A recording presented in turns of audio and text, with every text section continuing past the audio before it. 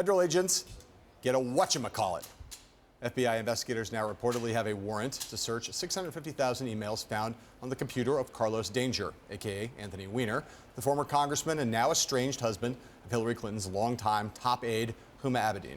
Since FBI Director James Comey informed Congress about those messages, which he vaguely called, quote, pertinent to the agency's previous investigation into Clinton's private email server, we have learned a lot about intra-government feuds over this case, but virtually nothing about what's actually contained in the emails in question.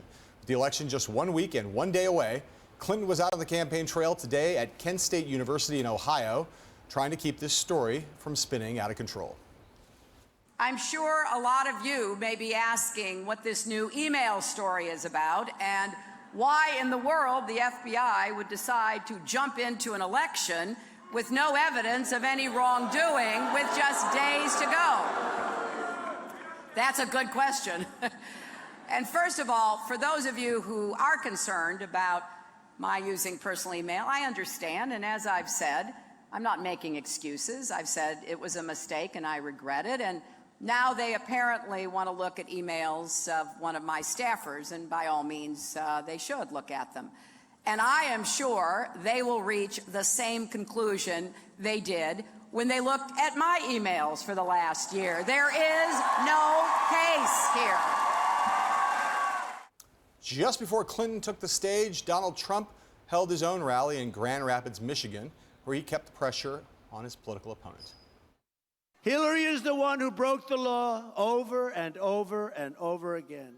We can be sure that what is in those emails is absolutely devastating. And I think we're going to find out, by the way, for the first time. Thank you, Uma.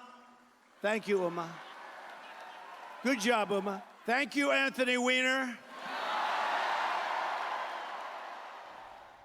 So, what do the voters think about all of this? Well, a new NBC News SurveyMonkey tracking poll has Clinton still leading Donald Trump by 6 points among likely voters, 47 to 41%. That margin is unchanged from last week, and there was no sign that Clinton lost any support in the days immediately following Comey's letter to Congress and the explosion that followed that on Friday afternoon. So, Mark, from what we know at this moment, how much is all of this affecting the presidential race?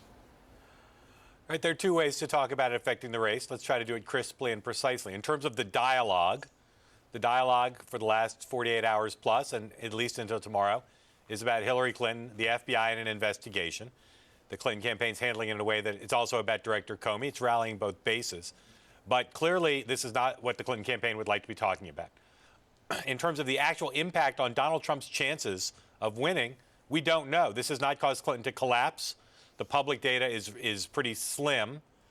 The private data I've heard on both sides suggests perhaps Trump has gained a little bit of an edge. But this has not changed the race right now, but it's an evolving story. I find it troubling when I'm in a position where I have to agree with pretty much everything you've said. I'm kidding. But I agree with that, right? This is about the dialogue and the dynamic, the electoral dynamics. There's no doubt that what we have seen over the course of this entire campaign is that whoever is the focus, whoever's at the center of the discussion, loses altitude in this race, right? When we're talking about Donald Trump, it's bad for Donald Trump. When we're talking about Hillary Clinton, it's bad for Hillary Clinton. They're both really unpopular, not very well liked nominees. And so Hillary Clinton wanted to spend the last 8 or 9 days of the campaign talking about Donald Trump, and she's not right now. She's talking about other things. So I agree with you about that. And also, I think, look, the data is very sparse and scarce. At this point, we'll know more in the next 48 hours. But if this SurveyMonkey NBC News poll is indicative of what we're going to see over the next 2 days, the dynamic has not been changed at all. Yeah. I mean, the Republicans claim, both Kellyanne Conway, the Trump campaign, and other Republicans claim Trump was already moving ahead in some battleground states before this happened. Just as the last thing in the world Donald Trump wanted to be dealing with a few weeks ago was accusations about his treatment of women. Really, the last thing in the world Hillary Clinton would want to deal with is the combination of WikiLeaks about Clinton Inc. and the Clinton Foundation, stories about investigations of the foundation that were squashed, allegedly, or at least restrained. And then, of course, any questions related to her emails. So it is testament to the Clinton campaign and her standing that this has not caused the bottom to drop out, but it's also a testament to the fact that we're a divided country. And as I said, a lot of the impact has been to give Hillary Clinton a rallying cry against Comey and against Trump. Here are two things that I'd say, just to draw the parallel out a little bit. The difference between the Access Hollywood tape and the accusations of sexual predation against Donald Trump, that was new information, right?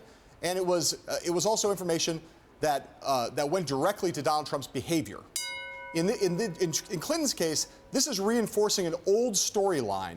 And so far, at least, this big October surprise does not go directly to anything she did that's new, right? So it doesn't surprise me, maybe. If it turns out this doesn't have a big effect, it might not be totally shocking. And that's the difference, it seems to me, between these two October surprises.